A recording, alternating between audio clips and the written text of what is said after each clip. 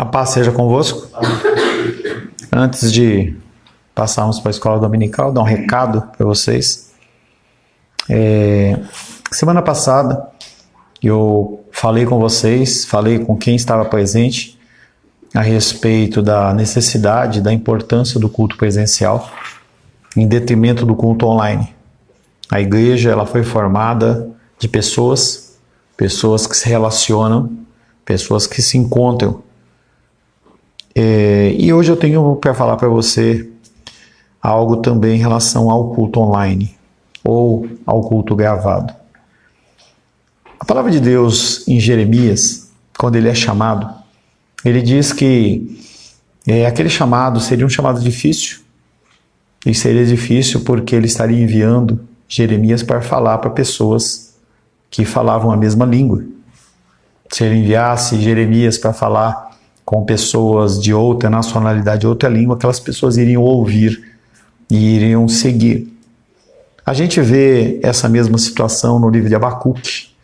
Abacuque, Deus fala, escreva essas palavras nas paredes de forma grande para que as pessoas possam ver enquanto elas passam correndo. E eu estava meditando em relação a isso e eu tenho me esforçado para trazer uma palavra segundo o coração do Senhor, me esforçado para tentar ser o mais bíblico possível. Eu tenho observado que, vou falar isso à noite de novo, tá? Que vocês não têm se esforçado. Eu entendo as dificuldades, eu entendo a dor, mas a gente tem visto que as pessoas elas têm sido fracas dentro da condição do culto.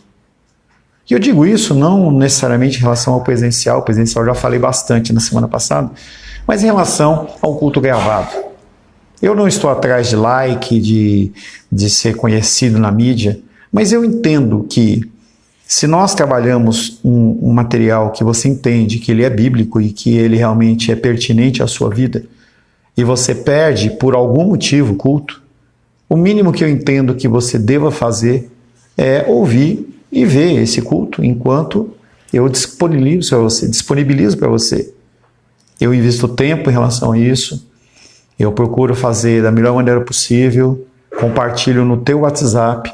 E aí quando eu vejo na semana passada, em que vários de vocês não estavam no culto, e aí eu compartilho, e eu tenho 2 visualizações ou 3, eu tenho que entender que, além de você não estar online, e se você estava online e assistiu, não é para você o que eu estou falando, mas se você não estava online e você não assistiu, eu acho estranho.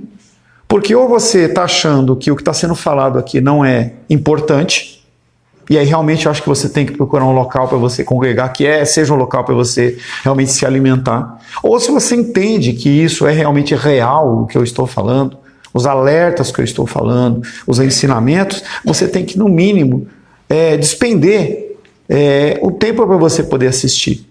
Porque nós estamos falando uma escola dominical de meia hora. Se você colocar numa velocidade mais rápida, você pode ver esse culto aí em 15 minutos.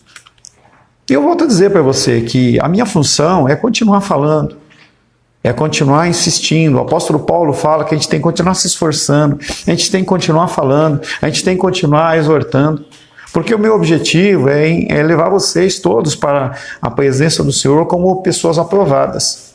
Mas se você não fizer a sua parte, você vai ficar. Você vai ficar. E aí depois a pessoa não entende o que está acontecendo, porque nós estamos fazendo, na parte de ansiedade, nós estamos trabalhando toda uma construção, na parte de Evangelho de Mateus também toda uma construção, e aí você não participa, não assiste depois e fica perdido. Então eu quero que, não é para você ficar falando, pastor, eu assisti, não é nada disso. Eu quero que você entenda que, se você entende que o que eu estou falando, ele é algo bíblico e é pertinente para a tua vida espiritual, se esmere em relação a isso. Separe um tempo. Entendeu? Da mesma maneira que você tem tanto tempo para fazer tanta coisa, faça isso.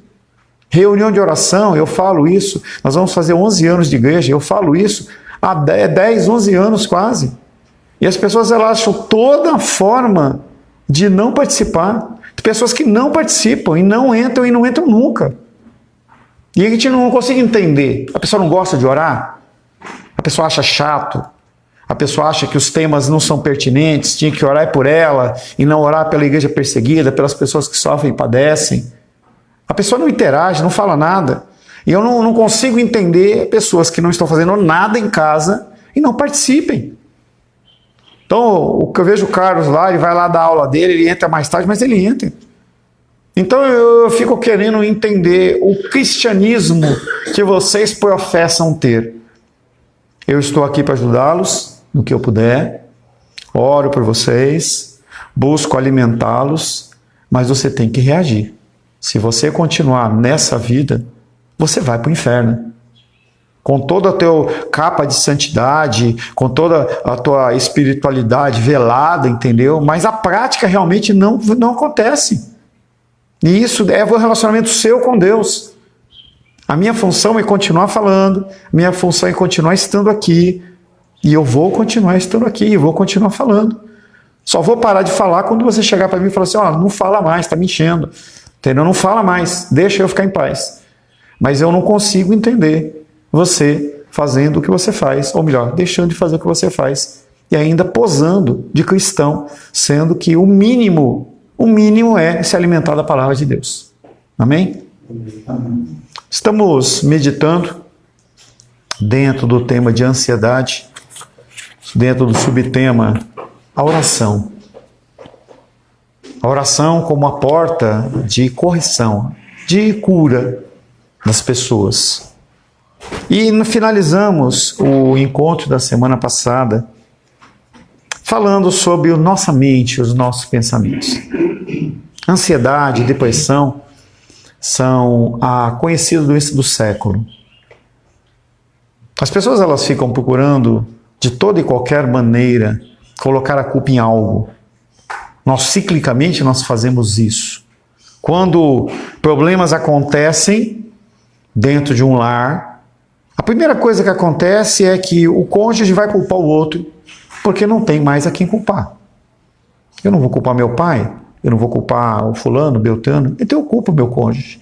Então a gente vê, e essa semana eu pude estar encontrando com o Carlos e a Esther, pude me encontrar com o Nicolas e a Isla, estou dependendo de ir lá visitar Felipe e Rayane, no momento que a gente possa estar conversando. Já falei com o Alice e Isla, está marcado para ter. O Alice e Ingrid, está marcado para terça-feira, aguardo para ter um encontro com o André e Ivani. Mas o que acontece é que as pessoas elas buscam de toda forma se apoiarem em alguma coisa, ao invés de resolver os problemas que elas mesmas passam. E isso tudo ocorre na nossa mente. E na semana passada nós falamos sobre essa condição de que a nossa mente ela tem uma condição antes, durante e depois após a nossa salvação. E o apóstolo Paulo ele fala que nós éramos obscurecidos do entendimento. Ou seja, nós não conhecíamos. Alheios à vida de Deus por causa da ignorância em que nós vivemos. Está lá em, acho que Romanos, não lembro, acho que é Efésios 4:18. E a gente tem que tomar cuidado com essa condição do obscurecimento ou da neblina na nossa mente, porque as coisas que acontecem nas nossas vidas, elas nos levam a sempre buscar a condição de culpa, ou no máximo buscar a culpa em nós mesmos. E quando nós não conseguimos resolver o problema, os problemas que nós temos a resolver, nós ficamos ansiosos em relação ao que vai acontecer. E nós citamos que uma mente perdida sem Cristo, ela é corrupta e ela não escolhe o que é bom. Uma pessoa que é espiritualmente cega, ela não conhece o que é bom. Aquelas pessoas que permitem que os seus pensamentos fúteis, eles abundem na sua mente, também não praticam o que é bom. E a ignorância, ou seja, a busca de conhecimento, de luz, a busca da solução real em relação ao problema que eu estou vivendo, não lamber as feridas, não adianta você ficar lambendo as feridas na dificuldade que você está passando, Se você está com problema financeiro, você tem que se esmerar em estudar e buscar uma solução. Se você está com problema emocional, você tem que buscar esmero para você resolver o seu problema, porque senão você ciclicamente você vai voltar a essa condição. E quando eu falo isso, eu não estou falando da condição de luto que a família vive, não é isso que eu estou dizendo, não tem nada a ver, colocamos de lado, isso aí é bíblico e deixa as pessoas serem curadas e tratadas no seu coração. Mas nós temos emoções, problemas emocionais que são além desses e que nós não tratamos e não cuidamos. A capacidade de pensar claro e corretamente é uma bênção maravilhosa de Deus e está nas tuas mãos. Em você tomar decisões para mudar a sua situação. Você tem que fazer isso. A salvação tem início na mente quando o indivíduo entende a seriedade do pecado e a obra expiatória de Cristo agindo ao seu favor. Nós temos que ter esses dois elementos nas nossas vidas. Pessoas que não têm Cristo não têm isso. Essa lucidez em você pensar, poder pensar e entender que Cristo já fez a obra por você. É o conceito da soberania divina agindo na sua vida. E você tem que mudar a sua forma de agir. Nós somos pessoas que somos pensantes, racionais, e nós temos que tomar decisões em relação às nossas vidas. Eu estou aqui sempre como um poder consultivo. Você pode vir falar comigo, perguntar comigo, mas você já tem que ter no seu coração já uma decisão, um caminho a ser seguido. Não é eu que vou dar esse caminho a você. Na sexta ou no sábado, Moisés entrou em contato comigo, que ele foi chamado para dar uma palavra, tal, louvor, e ele falou, o que você acha? E aí eu falei, olha, espera que amanhã eu falo. Aí no sábado falamos, você olha, eu acho isso. Mas ele tem que ter a posição dele. Ele tem que ter o pensamento dele. Ele não pode fazer uma coisa e falar assim, eu fiz isso porque o pastor Paulo falou. Não, não funciona dessa maneira. Quando você não estabelece as bases do seu conhecimento, você gera ansiedade na sua vida mais e mais e mais. A salvação requer uma reação inteligente. Confiança na verdade revelada de Deus, que se comprova na vida como verdadeira e racional. Como que nós determinamos e como nós mostramos o nosso cristianismo? Através da nossa vida. Através das nossas decisões. Semana passada, e não sei se foi consequência ou não, eu falei sobre o evangelismo. Eu falei, mas cadê o evangelismo que já era feito apenas pela Menise e pelo Nicolas? E aí esse fim de semana eles fizeram, não sei se foi uma consequência do que eu falei, ou simplesmente foi o tempo do Senhor, eles fizeram, glórias a Deus por isso, tomaram uma decisão. É decisão a ser tomada, é fazer a coisa acontecer. Mateus capítulo 6, verso 26.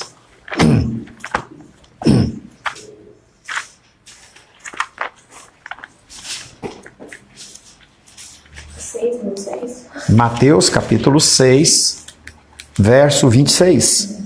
Observar as aves do céu, não semeiam, não colhem, nem ajuntam em celeiros. Contudo, vosso Pai Celeste as sustenta.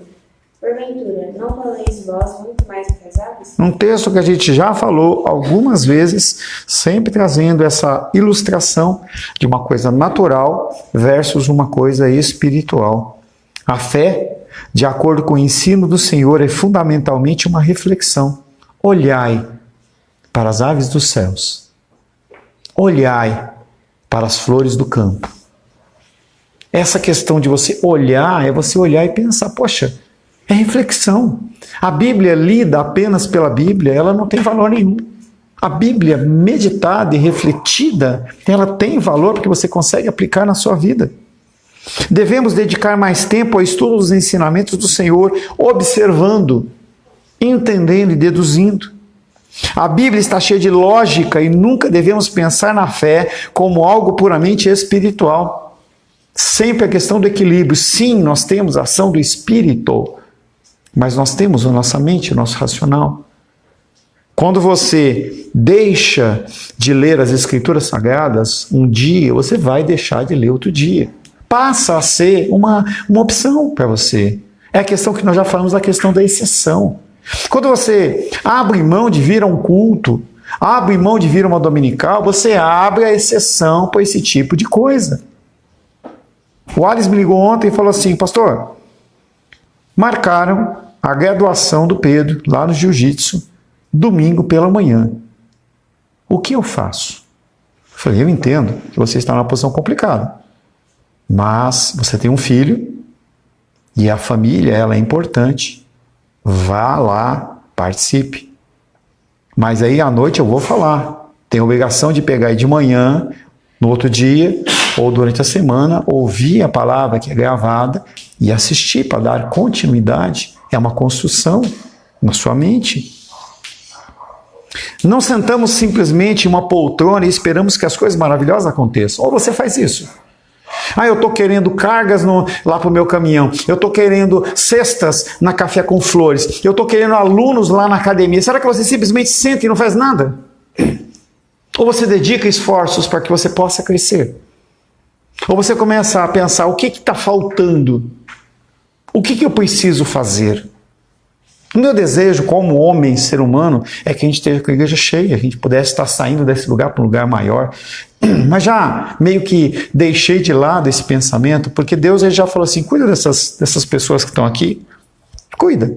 E atinge outras pessoas conforme eu vou te colocando. Semana retrasada eu fui lá para Maranhão, tive um grupo lá de mais de 60 pessoas. Essa semana, se Deus assim permitir, na quinta-feira eu vou estar indo para Teresina, mais um grupo de 30 pessoas. A gente tem a oportunidade de estar falando para pessoas. De segunda-feira à noite tenho ido lá para Taguatinga, ministrar um curso. Então, o meu ministério ele acaba sendo um ministério desta forma e eu entendo que Deus quer assim.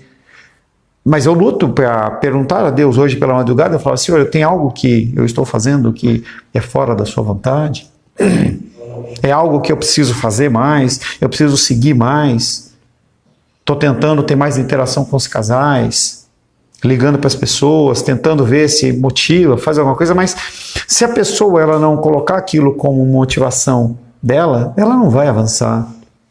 Eu vejo lá os vídeos do Moisés treinando lá a luta e ele mostra as coisas a serem feitas, mas se os alunos não quiserem, eles não vão fazer.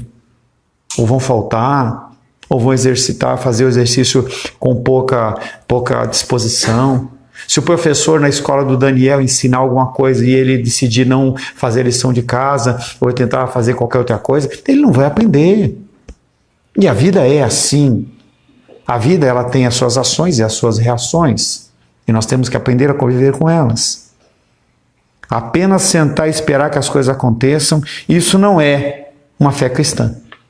Não é fé cristã. Fé cristã ela é basicamente apoiada na reflexão. E a reflexão ela tem que gerar mudança nas nossas vidas. E aí nesse texto que a Luísa leu, está lá, observe os pássaros e tire as suas conclusões. Observe nos campos as flores. Reflita sobre essas flores. Comece a olhar. Comece a olhar para a sua vida de uma forma diferente. Comece a observar como Deus tem acrescentado coisas na sua vida. E aí ontem a gente estava lá, o Carlos e a Esther chamaram a gente lá, e a gente estava conversando e eu achei tão legal. Eles dizem, poxa, nós não estamos com dinheiro para isso, mas poxa, eu consigo observar que Deus ele permitiu que a gente não tivesse antes uma impressora e agora a gente tem. A gente não tinha um laptop e agora a gente tem. Eu tenho adesivos para colocar. E aí você começa a perceber que Deus ele vai acrescentando e você nem percebe as bênçãos do Senhor sobre a sua vida. Porque você está preocupado com outras coisas. Você não para observar as coisas. É aqueles detalhes que eu tenho falado com vocês com mais frequência. Detalhes. De olhar para as situações e para as coisas e para as pessoas e poder ver o mover e o agir de Deus. A fé, se você pretende ter, ela pode ser definida assim, é um homem insistindo em pensar. Quando todas as coisas parecem determinadas a ameaçá-lo e a derrubá-lo, você para meditar e a pensar. Nós temos momentos de dificuldades e dor. Tem um livro muito interessante que fala assim, confiando em Deus, quando a vida nos aflige, golpeia e fere. A realidade nossa é essa. A vida ela nos aflige. Temos vivido na nossa igreja um tempo difícil, em momentos em que um vai para o hospital, a Lavânia foi para o hospital, depois foi o André, a Rayane, e a gente fica ali naquela tensão, o que é que está acontecendo? O que é que Deus está fazendo? Mas Ele está no controle. A gente não consegue entender, mas Deus está no controle. A gente viu lá a tragédia lá, e eu acompanhei um pouco mais de perto a questão do balão lá em Santa Catarina, em que o balão ele já deu problema na saída. A moça estava mostrando lá a dificuldade, não era comum, o balão parecia que não queria encher. Quando o balão começa a subir, o cara fala para as pessoas, pulem. E 2 ou 3 lá pulam. Ainda estava numa altura de 2 metros. Pulam. E uma maioria foi. E aí a gente teve 13 mortos. 22. Mortos não. Não, 13 sobreviventes. 13 sobreviventes e 8 mortos. Ou 9 mortos, não sei. Entendeu? E a gente vê que a vida é assim, ó. Rápido. Você tem pouco tempo para você tomar decisões assertivas. E Deus tem essa capacidade, te dá essa possibilidade de você tomar decisões assertivas na sua vida. Você não pode perder tempo. Você não pode perder tempo. O problema com a pessoa de pequena fé é que em vez de controlar seu próprio pensamento, ele está sendo controlado por alguma outra coisa. E quando tenta controlá-lo, ela fica girando em círculos. E essa é a essência da ansiedade. Você tem que identificar o problema, buscar de Deus a solução e atacar aquele problema. A gente viu lá a invasão lá do Irã, ele viu, do Israel, ele viu o Irã, entendeu, se municiando de armas nucleares, ele viu se municiando de mísseis de curto alcance, chamado de balísticos, e ele fala, eu tenho que tomar uma decisão. Pode ser que eu me levante e todo mundo venha contra mim, mas eu tenho que fazer. E ele vai lá e toma uma decisão. Uma decisão que não foi fácil. Uma decisão que mexeu dentro da economia de todo mundo. Uma decisão que podia ter gerado uma terceira guerra mundial, se ainda puder até acontecer. Estados Unidos ele toma uma decisão também muito agressiva e vai lá e faz. E bombardeia os centros lá. Isso pode desencadear muitas coisas, como pode ser simplesmente uma forma de eliminar. Mas são decisões que têm que ser tomadas. Não adianta você ficar simplesmente postergando. Você tem que refletir. O que está acontecendo de errado na minha vida? O que está acontecendo? E não é ficar ansioso em relação àquilo, é procurar realmente soluções para aquilo em Deus, em Cristo. Algumas pessoas admitem que a ansiedade é o resultado de se pensar em demasia. E eu concordo. O problema é que a pessoa está pensando na direção errada. Se ela pensar na direção certa, ela vai ir no ponto da infecção, no ponto da dificuldade física ou emocional, e ela vai resolver. Se você ficar pensando, porque eu estou com esse problema, será que é câncer? Será que esse problema assim, é isso, aquilo? E você não resolve nada. Você tem que procurar os meios corretos. E Deus, Ele te dá sabedoria para você buscar essas coisas. Se você conhecer quem é Deus e entender os seus propósitos, promessas e planos, isso ajudará você a não sentir ansiedade e usar a sua mente focando no local correto. Algumas pessoas admitem que a ansiedade é o resultado de pensar muito, mas nós já falamos que é o problema você pensar muito numa condição errada. A fé não é uma auto-hipnose, a fé não é uma autossugestão, eu vou vencer, eu consigo, eu tenho poder, eu sou vitorioso, eu sou filho, não é nada disso. Mas é você entender que nós temos que transformar as nossas mentes através da ministração da palavra de Deus. Por isso que é tão importante você saber aonde você está se alimentando. Você saber o que você está comendo. Se você comer alguma coisa que ela é estragada, ela vai te dar um revertério. E você vai ficar vários dias passando mal com aquilo lá porque você comeu uma coisa estragada. Na vida espiritual é um pouco mais complicado. Ele se insere dentro do teu coração, que não é o coração cardio, mas é o centro da sua fé. E ele se insere lá e ele começa a contaminar a sua fé, a crença de quem é Deus e o que Ele faz. Regenerados, nós recebemos uma nova mente e um novo modo de pensar. Os pensamentos divinos e sobrenaturais, eles são injetados em nossos padrões de pensamento. Enquanto as pessoas pensam apenas de forma natural, nós pensamos de forma sobrenatural. 1 Coríntios, capítulo 2.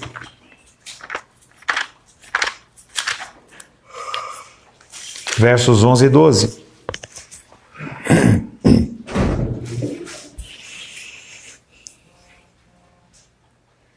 1 Coríntios capítulo 2, versos 11 e 12. Porque qual dos homens sabe as coisas do homem, senão o próprio Espírito que nele está? Assim também as coisas de Deus ninguém as conhece, senão o Espírito de Deus. Ora, nós não temos recebido o Espírito do mundo, e sim o Espírito que vem de Deus, para que conheçamos o que por Deus nos foi dado gratuitamente. Modo novo de pensar. Decisões diferentes. Decisões diferentes. Em outras palavras, porque o Espírito Santo habita em nós, os pensamentos de Deus nos são acessíveis. Eu não penso como um ser humano. Eu consigo enxergar além. Eu consigo enxergar a bênção do Senhor alcançando. E quanto mais você se achega ao Senhor, mais você vê isso. Se você é uma pessoa muito natural, você consegue ver apenas ali perto. Você não consegue ver longe. A minha querida irmãzinha tem assistido, e eu compartilhei com ela ontem o último vídeo da semana passada, e ela falou assim, estava com saudade disso. E ela foi lá e abriu uma lista de transmissão, já tem 7 pessoas que têm acesso aos nossos vídeos. Se vão assistir, não, se vão ver, não, se vão ser transformados ou não, não é a nossa função. A nossa função é olharmos para as coisas do Senhor, tentarmos aplicar na nossa vida e ser o maior exemplo de referência para que as pessoas possam mudar e possam buscar você no sentido de buscar um auxílio, uma ajuda. Entretanto, uma vez que ainda vivemos em um mundo decaído, nossas mentes renovadas necessitam de contínua purificação e refrigério. Por quê? Porque nós tendemos a voltar sempre à condição errada. Tendemos a voltar sempre à condição lá atrás. Não a condição de Apocalipse de voltar para o primeiro amor. Não, para voltar à condição antes do primeiro amor. Nós voltamos a pensar nas coisas que nós pensávamos, fazíamos coisas que estavam erradas. Jesus disse que o principal agente de Deus para purificar o nosso pensamento é a sua palavra, João 15:3.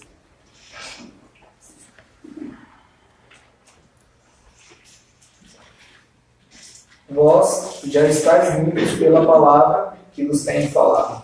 Você já está limpo pela palavra. O apóstolo Paulo, ele repete esse conceito várias vezes. Romanos 12, 1 e 2.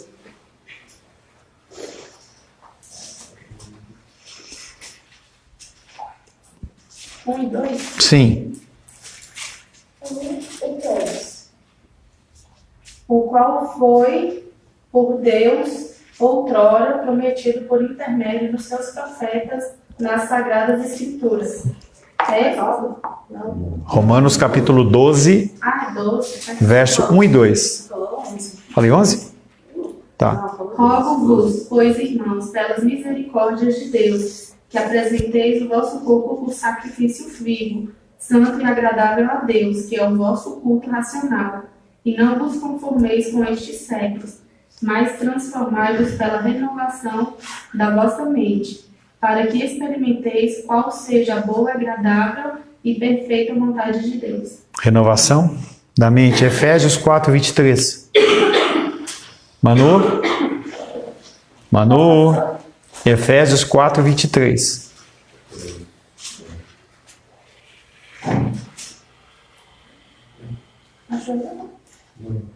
Efésios 4, 23. E vos renoveis no espírito do vosso entendimento. Efésios 4, 23. E vos renoveis no espírito do vosso entendimento, através da palavra. Efésios 4, 23. Colossenses 3, 10.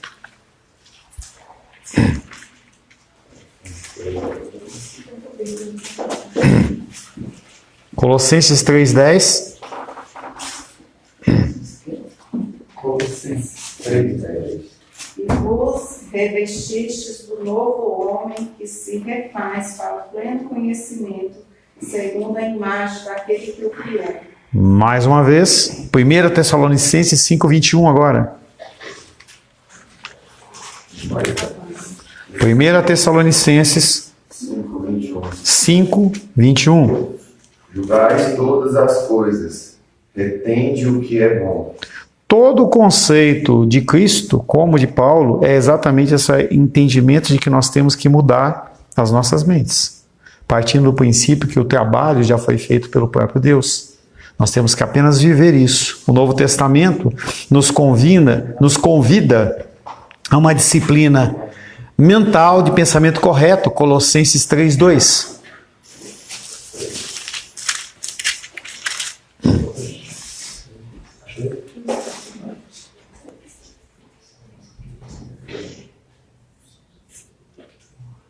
Vamos lá? Pensai nas coisas lá do alto, não nas que são aqui da terra. Pensai lá nas coisas do alto. Dê preferência, prioridade às coisas que são espirituais.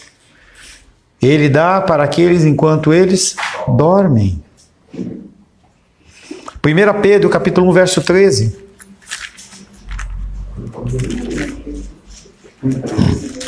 Menízia 1:13.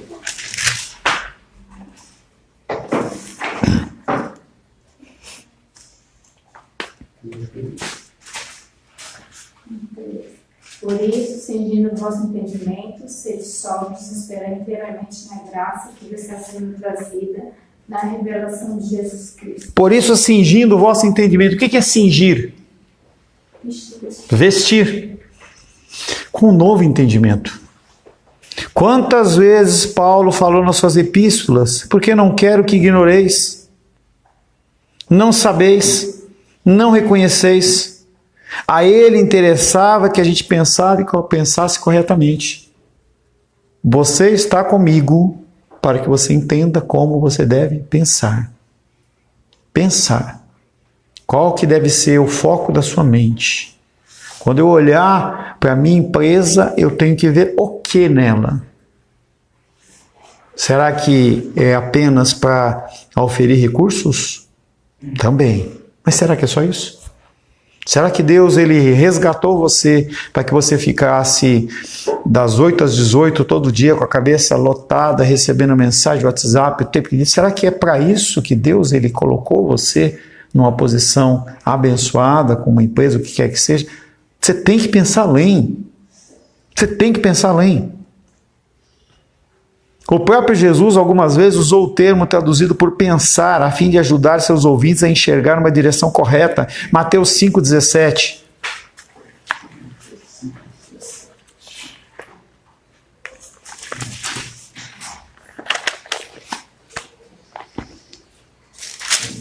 Mas diz assim.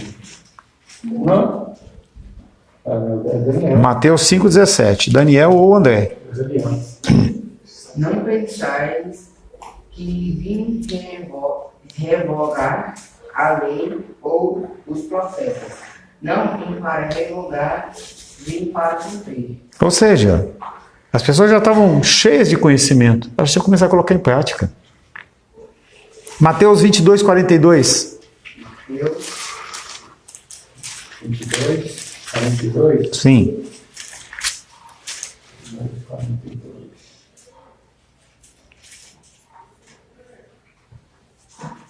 Que pensais vós de Cristo? De quem és filho? Responderam eles. Cristo, ele exorta as pessoas a trazerem para a condição de pensamento. Mateus 26:53. 26:53. Acaso pensas que não posso rogar a meu Pai, e Ele me mandaria neste momento mais 12 milhões de anjos? É importante para o cristão ele saber pensar. Pensar. As pessoas elas não pensam. Por que não pensam? Porque o foco delas está no natural. E por estar no natural, elas continuam rodando em círculos, gerando ansiedade no seu próprio coração. Se você tem a sua mente aberta, você consegue visualizar as coisas de maneira muito mais fácil. Você consegue ver o inimigo chegando. A figura do atalaia, que era a figura de um homem que ficava em cima da torre, e era o vigia que via se o exército estava chegando para atacar ou não. Quanto mais rápido você visualizar o inimigo chegando, mais fácil você consegue estabelecer uma estratégia para derrotar esse inimigo. Se você deixar aquele inimigo chegar, ele vai trazer dano para você. A enfermidade é a mesma coisa. Se você tratar essa enfermidade logo no começo, você vai ter um outro prognóstico de melhora. Quando a titia ela começou a cair no seu próprio peso, e a gente ia no médico, uma vez o doutor falou para mim assim, eu perguntei para ele quanto tempo para ela poder voltar novamente às atividades, para ela poder voltar novamente a estar... Ela falou assim, olha, você entende uma coisa, se um jovem de 15 anos cai e quebra alguma coisa, em 15 dias, se o Daniel cair e quebrar alguma coisa, 15 dias ele está zerado, pode estar de gesso ainda. Se isso for acontecer com uma pessoa de 25 anos, é um tempo maior, 30, 40, 50, 60, no caso dela ela estava com 80, demora 6 meses. Quanto mais rápido você identificar o problema na sua vida e você tomar uma decisão real para ter uma mudança na sua vida, melhor. Agora não adianta você ficar choramingando. E muitas vezes eu vejo nas mensagens de vocês, de novo, isso, aquilo. Não, você tem que se posicionar e fazer o que tem que ser feito. A decisão dura, ela é uma só, mas ela elimina o problema. Se a pessoa ela deixar a condição continuar acontecendo, e ela só vai piorar. Você vai demandar mais tempo na manutenção de um carro. Se você identifica que está com problema, se você não tomar uma medida, vai demandar mais tempos de manutenção, que você vai 1, 2, 3, 4, 5. Você vai gastar mais material, você vai ter mais mão de obra, você vai ter mais gasto. Você vai ficar sem o bem para você utilizar. E isso você pode usar na sua vida também. Eu tenho visto na vida de vocês rodando em círculos, tentando resolver um problema com suas próprias forças, não consegue, e aí entra no modo lamúria. E entra na reclamação e não faz nada. Tem um casal que eu aconselho, que eles estão passando por um problema financeiro, e aí eu fiquei imaginando, querendo entender em que ele estava com... Nem sei se vocês estão assistindo, se tiver é para você. E aí reclamando que estava com problema de recurso financeiro, até para comprar um pacote de bolacha para o filho e para a filha. Aí eu falei, monta uma planilha que eu vou tentar te ajudar nos seus gastos. Aí quando foi na sexta não mandou, eu falei, e aí? Eu estou pintando a casa. Eu falei, mas por que você está pintando? Pensei comigo, eu não falei ainda. Para que está pintando a casa? Se você está faltando dinheiro para o básico, você não tem que pensar no trivial. O trivial, ele é importante, mas em segundo plano, em terceiro plano. Então a gente fica procurando tanta coisa e não resolve o que é o básico, o que é realmente o foco ali. Em que devemos pensar? Como nós devemos saber o caminho certo? Filipenses 4:8.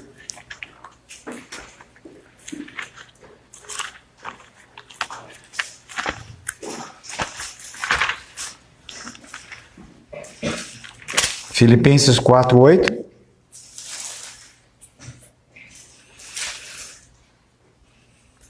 Finalmente, irmãos, tudo o que é verdadeiro, tudo o que é respeitável, tudo o que é justo, tudo o que é puro, tudo o que é amável, tudo o que é de boa fama, se alguma virtude há e se algum louvor existe, seja isso o que ocupe o vosso pensamento. Eu estou ansioso, eu tenho que ocupar meu pensamento com isso que é bom. Como agir de uma forma bíblica. Como crescer em estatura e graça diante do Senhor. Como praticar o bem em relação ao próximo.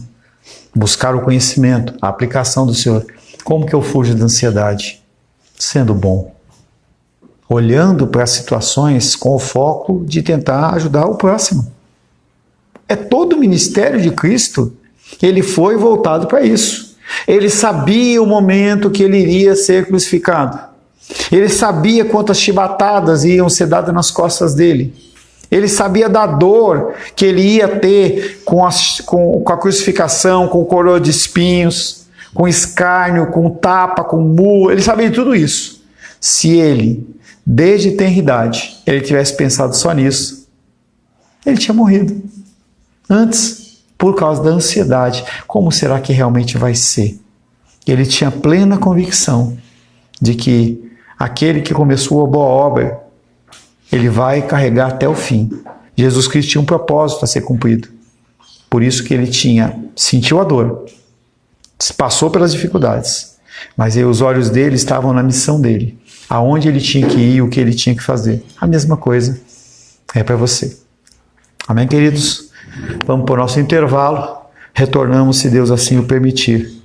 Que Deus nos abençoe e nos conceda mais e mais da sua graça.